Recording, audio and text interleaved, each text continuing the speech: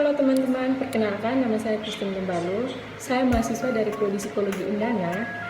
Saya akan membahas tentang materi tentang Cevit dan juga Wechsler. Di sini saya akan menjelaskan sejarah dari Cevit dan juga Wechsler, kegunaan masing-masing alat tes, tujuan dibentuknya alat tes, aspek-aspek apa saja yang terdapat dalam alat tes tersebut, dan juga pada usia berapa sih alat tes ini dapat digunakan. Cevit yaitu Culture Fair Intelligence Test, di mana Cevit ini dikembangkan oleh Becquerel pada tahun 1949. Jadi di sini Becquerel mengatakan bahwa tes intelijensi Cevit ini untuk mengukur intelijensi individu dalam suatu perencanaan untuk mengurangi pengaruh kecakapan verbal, iklim dan juga tingkat kebudayaan. Tujuan Cevit sendiri yaitu untuk mengurangi kemampuan analisis abstrak seseorang dalam pola yang sebebas mungkin dalam pengaruh budaya, dan juga keperluan yang berkaitan dengan faktor kemampuan individu dalam menganalisis kemampuan mental ataupun kecerdasan dari seseorang tersebut. Nah, subtes 1 di sini yaitu berpikir sistematis, di mana kemampuan individu dalam berpikir runtut untuk memahami rangkaian suatu permasalahan yang berkesinambungan. Yang kedua adalah ketajaman diferensiasi, yaitu kemampuan untuk berpikir kritis dan juga berpikir secara detail dalam mengidentifikasi masalah-masalah yang ada. Yang ketiga adalah asosiasi, yaitu kemampuan untuk menganalisis pemahaman atau permasalahan yang serupa. Yang keempat adalah pemahaman konsep. Di sini pemahaman konsep dapat merupakan kemampuan dalam memahami prinsip yang diterapkan untuk permasalahan yang berbeda. Baik, selanjutnya pada usia berapa sih Cevit dapat digunakan? Jadi Cevit di sini dapat digunakan pada 3 aspek. Yang pertama untuk skala 1, dan yang kedua untuk skala 2, dan yang ketiga untuk skala yang ketiga. Di sini skala 1 pada umur 4 sampai 8 tahun yang biasanya digunakan untuk anak-anak. Yang kedua adalah untuk orang yang berusia, untuk remaja yang berusia 8 sampai 15 tahun. Dan yang ketiga adalah skala 3, di mana di sini dapat digunakan untuk orang-orang yang dewasa. Yang pertama, tidak adanya human error ataupun adanya orang ketiga dalam scoring data. Yang kedua, mudah diakses karena bisa dapat digunakan dalam situs online. Yang ketiga, adanya variasi warna, teks yang membuat orang dalam mengikuti tes tidak merasa bosan. Dan yang keempat, adanya scoring data yang cepat karena scoring data dilakukan dengan cara komputerisasi. Yang pertama, ketika melakukan tes itu tidak dapat menanyakan apa yang kurang dipahami dalam instruksi Cevit karena pada Cevit sudah terprogram. Yang kedua, adanya indikasi berlaku curang dalam mengerjakannya. Yang ketiga, data hasil scoring dirasa kurang valid karena tidak adanya penilaian dari tester. Yang keempat, hasil data yang diperoleh pada tes online tidak terjamin keberhasilannya karena di sini langsung menunjukkan hasil yang dikeluarkan. Tes Wechsler.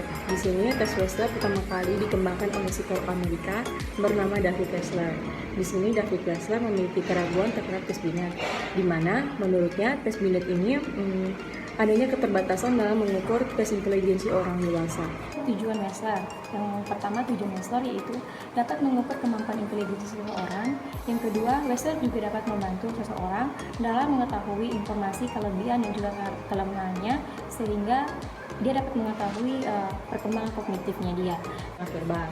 Di sini subtes pertama yaitu informasi. Subtes 2 yaitu comprehension. Subtes 3 yaitu digit span. Subtes 4 ini yaitu aritmatika. Subtes 5 di sini adanya kesamaan.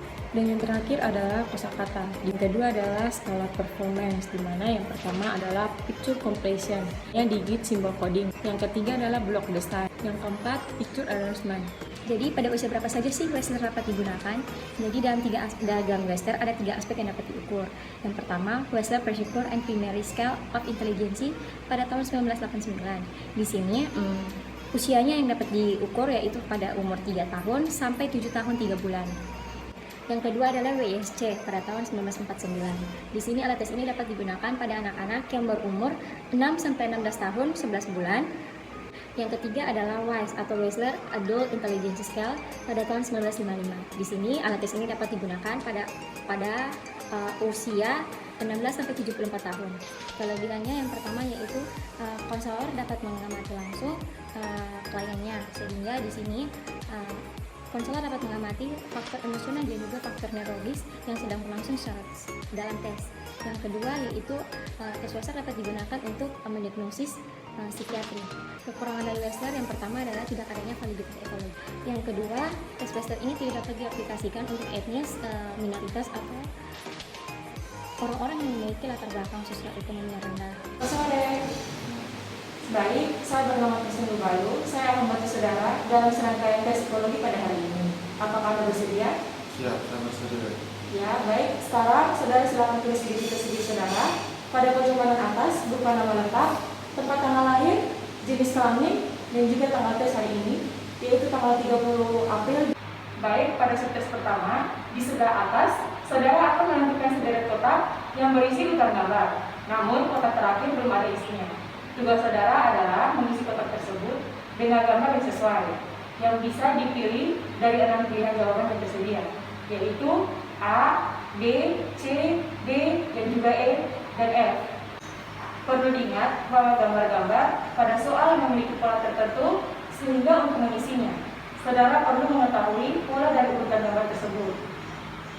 Pada tes 2, classification, di mana pada setiap soal, saudara akan menentukan 5 buah gambar yang disusun secara berdampingan. Telitilah gambar-gambar tersebut. Tugas saudara adalah menentukan tepat 2 gambar yang memiliki karakteristik yang sama. 3 gambar lainnya berfungsi sebagai pemecahan saudara, sehingga berhati-hatilah dalam memilih. Baik, selanjutnya pada subtes 3. Subtes 3 yaitu matris. Di bagian sebelah kiri, saudara akan menentukan kotak besar, yang di dalamnya terdapat kotak-kotak kecil bergambar. Anggaplah ini adalah gambar sebuah sapu tangan, di mana kotak-kotak tersebut memiliki pola tertentu. Perhatikanlah bahwa bagian sebelah kanan, bawah masih kosong. Tugas saudara adalah melengkapi bagian kosong tersebut dengan pilih salah satu pilihan 5 pilihan gambar yang di sebelah kanan. Pada subtes 4, condition. Di sini pilihlah salah satu dari 5 jawaban yang tersedia yang mencerminkan kondisi yang sama dengan gambar yang ada di sebelah kiri. Apakah Anda sudah mengerti? Ya, saya mengerti. Jika ada pertanyaan, silakan bertanya. Tidak jelas. Baik, jika sudah, silakan Anda mengerjakannya.